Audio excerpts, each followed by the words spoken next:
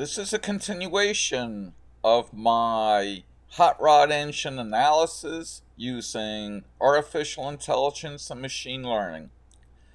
As I look back on this presentation and the other presentations, it's become obvious that, especially in this presentation, it's degraded into more of a machine learning artificial intelligence presentation than a hot rod engine presentation.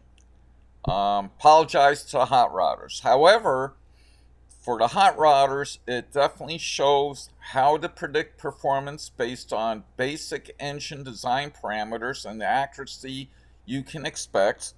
And again, for machine learning AI enthusiasts, it shows a real world example of applying these techniques to a population that has a vast difference in the underlying design parameters. These engines were all designed by experts, but they are big blocks, they are small blocks, they are Fords, they are Chevys, they are Oldsmobiles. Each expert has his own way of machining his valves and his heads. Each expert has their own theories about airflow, etc. So it is actually a very interesting example of how these techniques can accommodate vast differences in underlying performance and parameters. This one in particular is about a performance robbing bump that I discovered when I was analyzing the 170 plus engines and developing the previous presentation and algorithm that predicts the entire torque curve. It was discovered because I actually plotted the 175 engines to predict the torque versus the actual torque in the air for all the engines, and noticed a large percentage of them has this very undesirable performance robbing bump, which has not been discussed anywhere that I can find. So I find it very interesting, and as you will see in the examples, hot rod engine designers, you really want to avoid this. So the question is, can you develop an algorithm that predicts whether this performance robbing bump will exist or not? And that is the purpose of this presentation of the application of artificial intelligence and machine learning. It uses a technique that's called the nearest neighbor, which I will explain as we go along. So, the performance robbing bump. Here are examples. Now, it's clear to me that the engines were on the cam. If you notice, the performance in all these graphs shows that it's increasing very nicely as the RPMs increase, and then it does this big negative. So the first thought would be you had too much airflow. Well, you don't at the beginning, because again, it rises very nicely before it takes the bump. It looks like all of a sudden at that area where the bump occurs, you have too much airflow. So the air velocity decreases, which is usually before you're on the cam. Now in this case, since it appears you were on the cam, what would cause this? Did the butterflies on the secondaries of the carburetors open too fast? Is there some dynamic timing that should be done? That I assume these were all old school distributors, so I assume that the only thing they could do is modify the timing advance by weights and springs, no active computer control. Same thing with the carburetors. They were normally aspirated carburetor engines, so there was no electronic fuel injection that could change the actual airflow, the secondary butterfly openings, etc.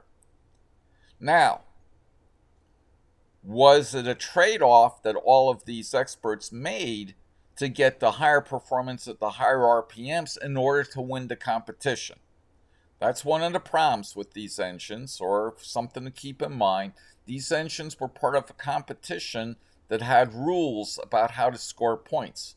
So did these engine designers knowingly make a trade-off at these lower RPMs to get better overall performance per the engine competition's rules? So a lot of questions.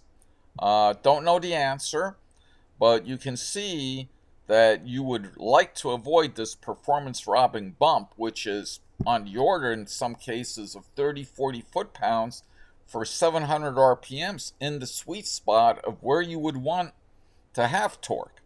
So quite undesirable. So this algorithm tries to determine whether you will have or will not have that performance robbing bump. More examples. Here's some engines that don't appear to have the bump. Now, do they have a very slight bump? Is this performance on all engines and it's just a matter of degree?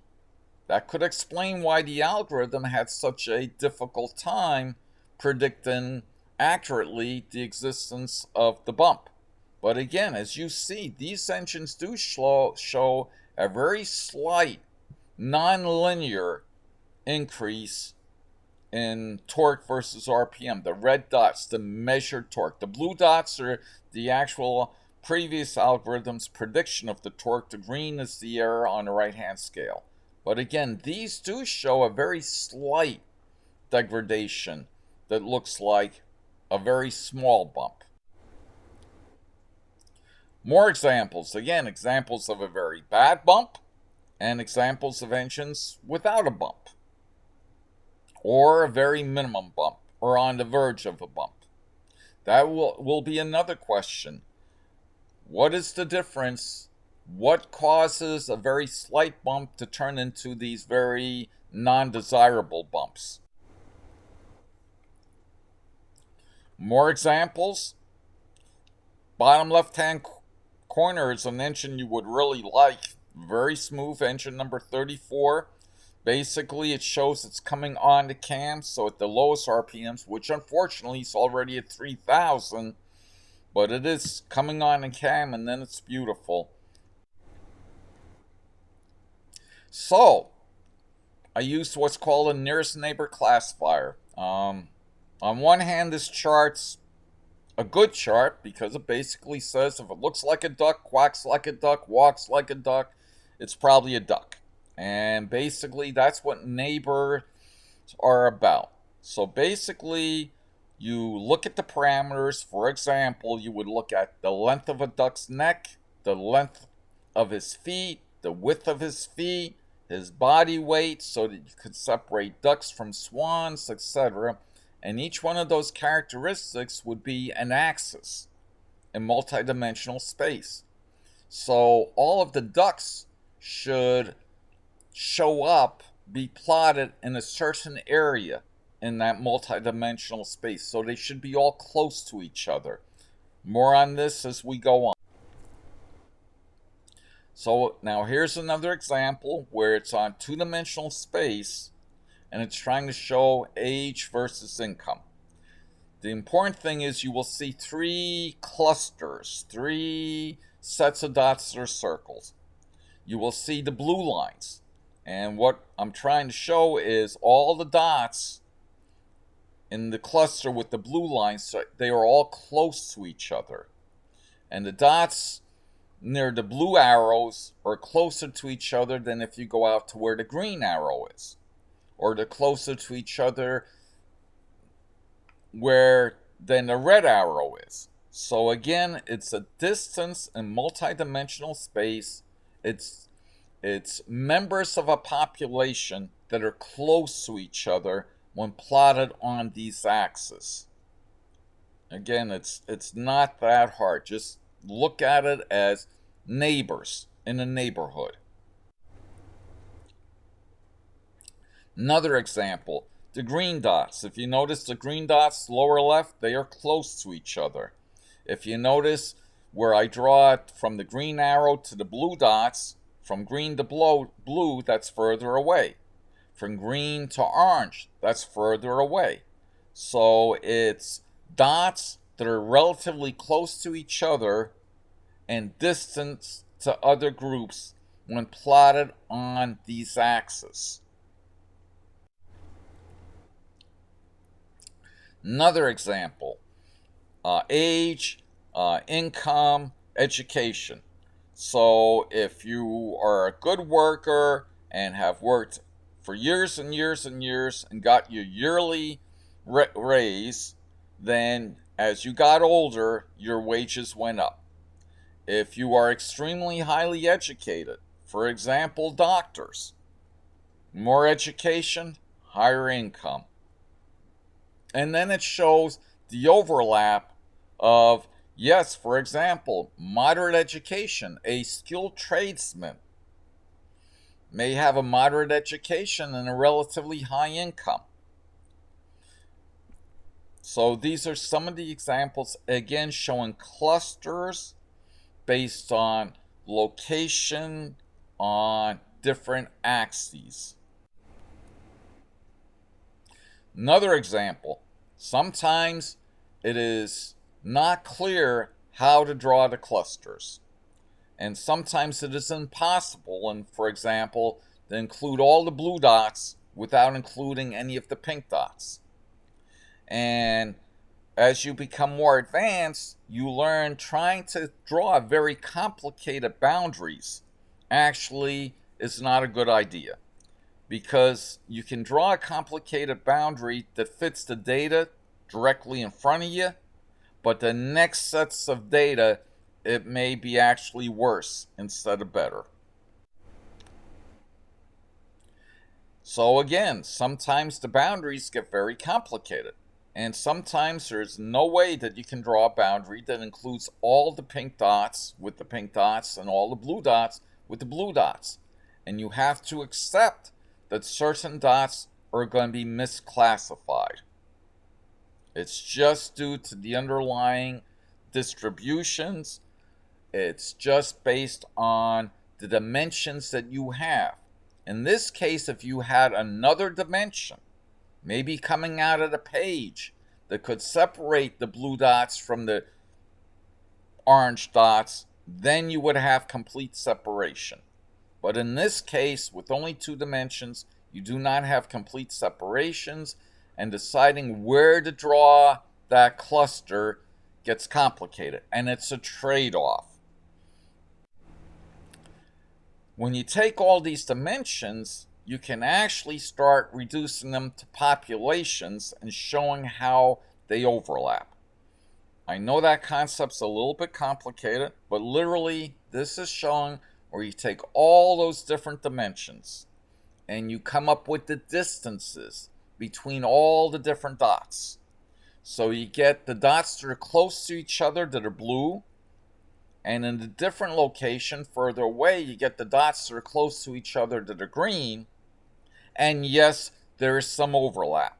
So again, the previous charts that had overlaps, so you could not separate them, and with the number of dimensions you have, this is just another way of showing them.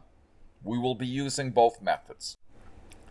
This is for the Artificial Intelligence Geek. This is just telling how I do this type of work. I begin with the off-the-shelf, commercially available, free, machine learning, artificial intelligence tools like Weka and Orange that allows me to do a very rapid exploration of which techniques will work best for each problem type. And then once I determine that, then I start doing a custom implementation. Many times, every time, a custom implementation is required if I wish to build my own user interface GUI based on Excel, or even if I program it in C, versus telling everyone and their brother to go out and get a copy of Weka or get a copy of Orange, install it, and learn how to use it, even if I gave them the data set. So again, I usually begin with these tools, off-the-shelf, computer-aided engineering tools, do an exploration, then do a custom implementation so I can build my own GUI. So in this case, I began with all the normal engine parameters that I've used: displacement, bore stroke, compression, intake valve diameter, cam intake duration, maximum intake valve lift. All the ones that I've used in my previous algorithms. Well, that wasn't enough to give me good separation between the engines that have the performance robbing bump, the significant performance robbing bump, and the engines that do not. So then I added parameters to the derived, that there are formulas for it that take displacement, bore stroke, compression, intake valve diameter, intake duration, maximum intake valve lift, and calculates the average intake valve open, average intake valve lift, average airflow, predicted RPMs, predicted max torque, predicted max and average horsepower, etc. And when you take all of them, now we're up to 15 different engine criteria, or 15 different dimensions.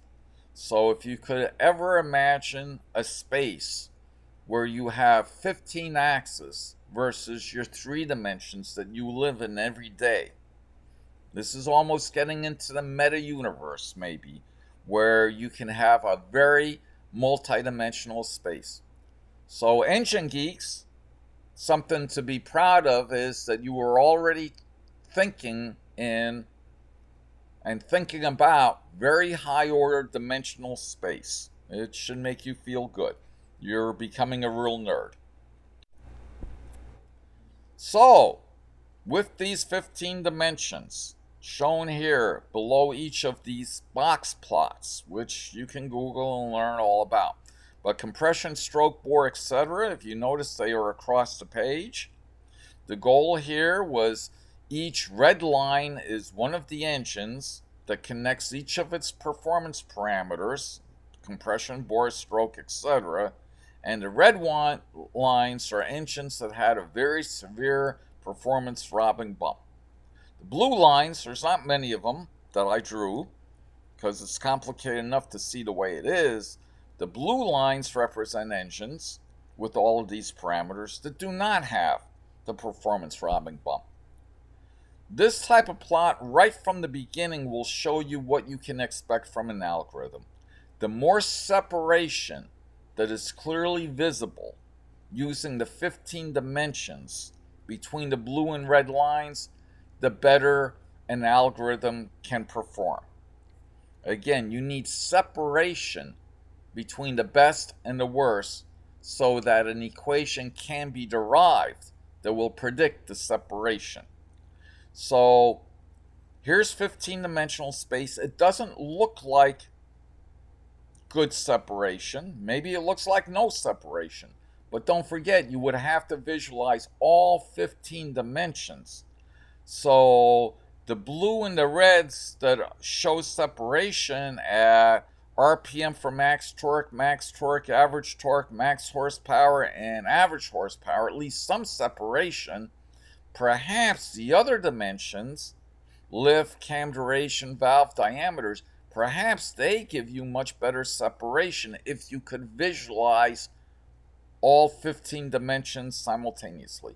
So this is an aid to try and visualize 15 dimensions, but unless there's clear separation, you can see even with this aid, it's very difficult to visualize the 15 dimensions and thus predict what type of performance you will have.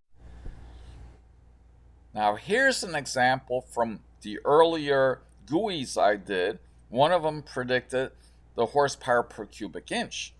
And here you can see, using these dimensions, the blue and the red do show fairly significant separation. So this is an example where you use these parallel box plots, one representing each dimension, and when you stand back and look at them, you can actually see that there is separation using these dimensions. So using these criteria, using these dimensions, using compression, cubic inch, etc., you should be able to derive a decent formula that predicts whether you're a blue engine and you have the best performance and high maximum horsepower per cubic inch, or a red engine. So going back to the previous one, Now that you've seen what decent separation looks like, you see that this separation doesn't look as good. But again, looking at all 15 dimensions simultaneously is difficult. So perhaps there is decent separation. So going along those lines, as I said previously, now if you use distance in those 15 dimensions between the engines, if you look at the distance using the 15 dimensions between all the engines that have the power performing bump and the ones that do not have the power robbing bump, you can actually reduce them to distributions as shown here. And you can see the blue distribution, and they're the engines that have the severe power robbing bump, and the red engines are the engines that do not have a severe power robbing bump. You see there is vast overlap. As long as there's overlap, you do not have separation, so you cannot have an algorithm that will perfectly predict one versus the other. And actually, what this algorithm shows, by the way, this type of visualization, decision criteria is used a lot in the medical profession in diagnosing and treating illnesses.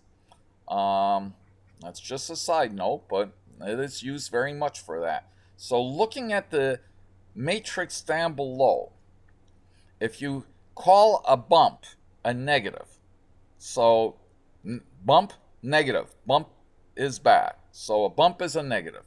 So looking at the matrix below, if you draw the dotted line on a graph above where I have drawn it, a bump is a negative. So if I predict a bump and you actually have a bump, that's called a true negative.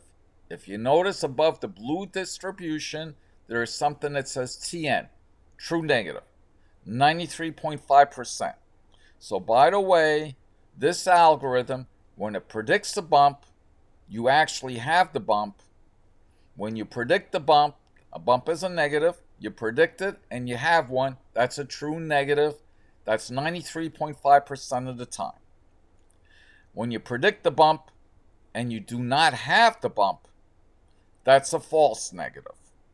Okay, so by the way, if you look at that, the FN in the red, that's 39% of the time.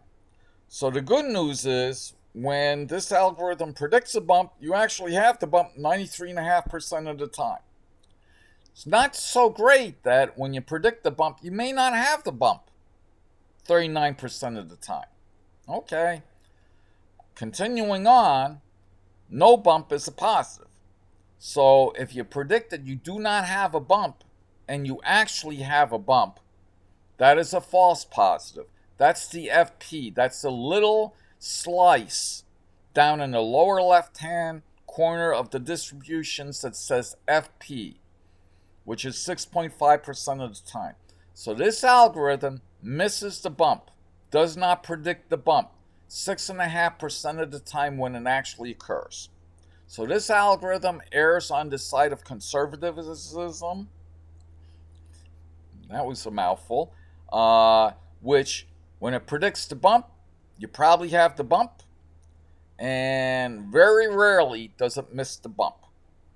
Now, we'll talk more about this distribution, so let's continue. So again, even with the 15 dimensions, it's hard to visualize, but when you actually reduce it to distance in 15-dimensional space, you can actually separate out the distributions as shown below.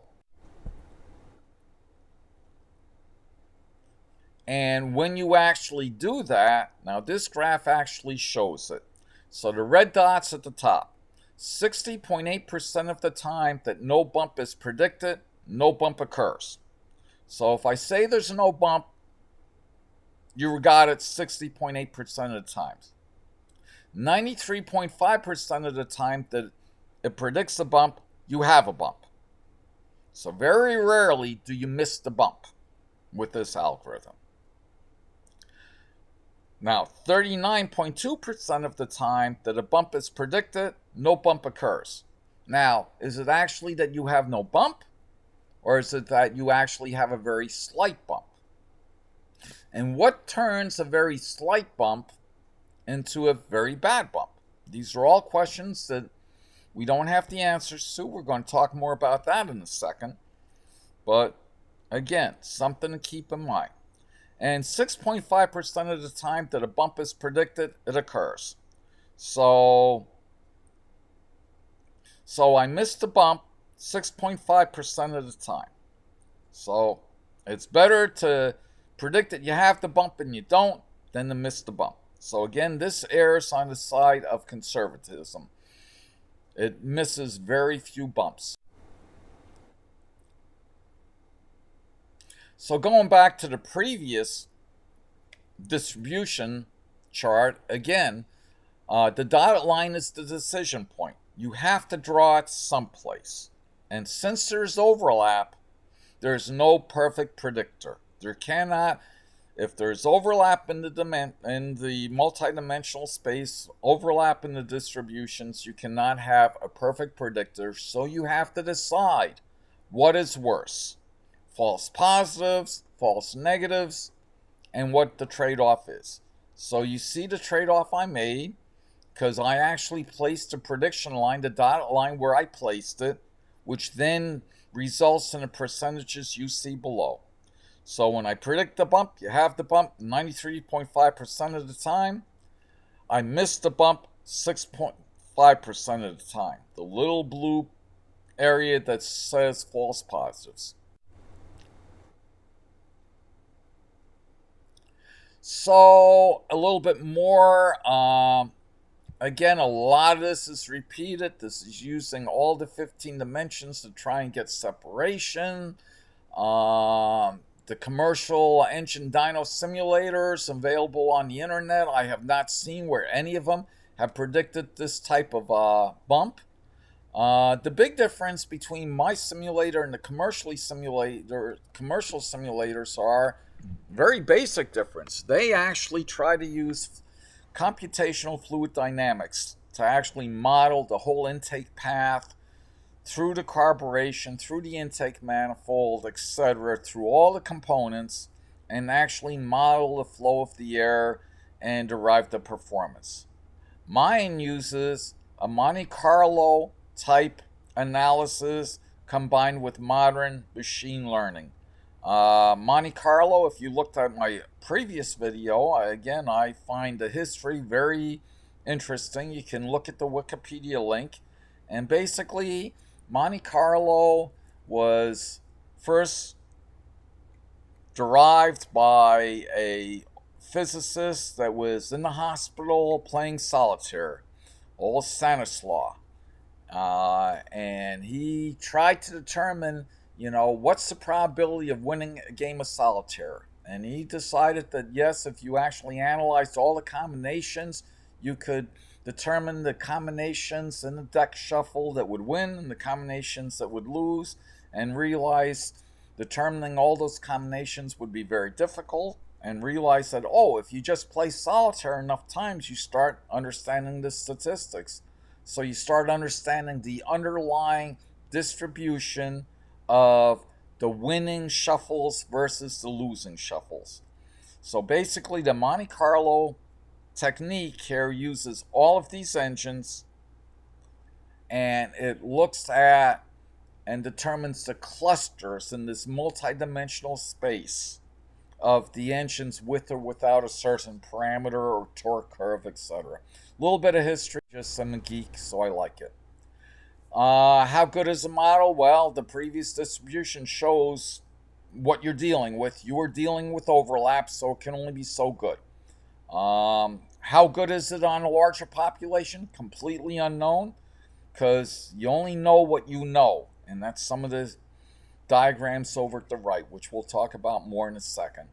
My opinion, it's definitely better than nothing, because you sure don't want this performance robbing bump in its worst shape, Again, maybe these masters traded it off to win a competition, but you sure don't want it in a daily driver where it's literally in the sweet spot of where you're going to be trying to accelerate.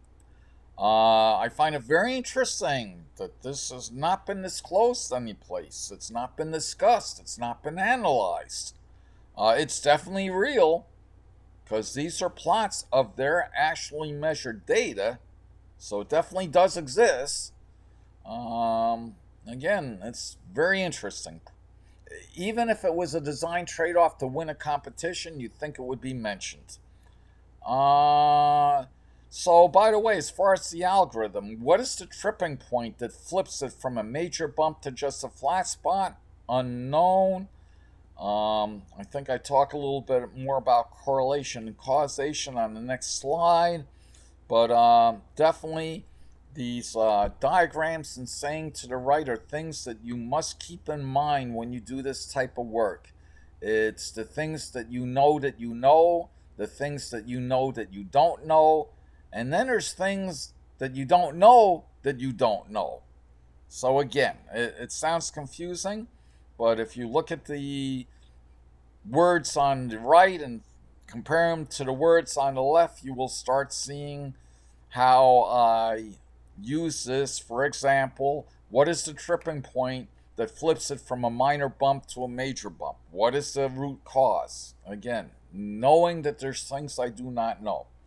And then my buddy Irwin, father of quantum mechanics, his favorite saying, it's not so much to see what no one has yet seen, but to think what no one has yet thought about things that everyone sees.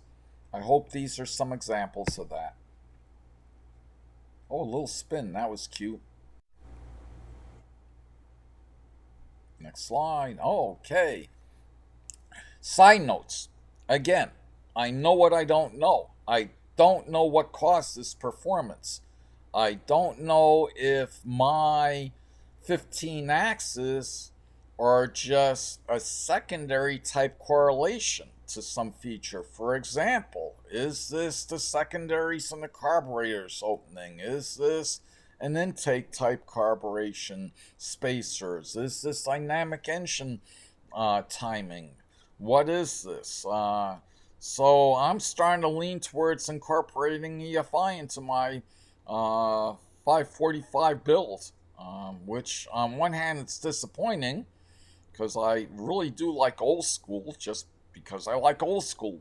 It takes more finesse to design just old school, really high performance. I mean, if you just want to brute force it, just go get a turbocharger or a supercharger.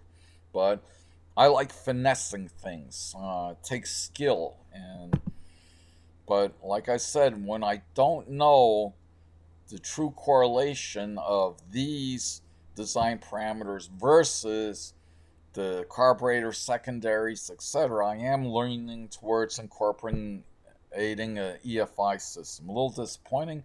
Still, by the way, I'm going to be selling this analysis tool, this GUI, for $10, and I think it's worth $10 because it took me a significant amount of work. But besides that, I'll have over $5,000 invested in this engine, and I think $10 is a good price to get an indication of how much I should worry about this bump. As I said, my engine design says I should not have this performance robbing bump.